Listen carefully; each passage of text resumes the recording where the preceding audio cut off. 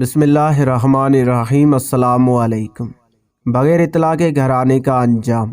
امریکہ کے ایک صاحب نے کئی سال بعد گھر واپس آنے کا پروگرام بنایا۔ شیطان نے اس کے ذہن میں یہ تجویز ڈالی کہ اہل خانہ کو اطلاع نہ دو، اچانک گھر پہنچ کر حیران کرو۔ چنانچہ انہوں نے جہاز کا ٹکٹ خریدا، دفتر سے چھٹی لے کر پاکستان پہنچے۔ اطلاع نہ ہونے کی وجہ سے استقبال کے لیے تو کوئی نہیں تھا۔ ان صاحب نے ٹیکسی کرایہ پر لی، چونکہ گھر شہر سے چند میل دور تھا۔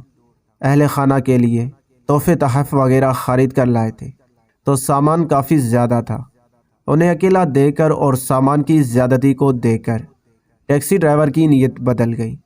چنانچہ ویرانے میں ایک جگہ ٹیکسی ڈرائیور نے اس کو قتل کر دیا اور لاش زمین میں دفن کر دی۔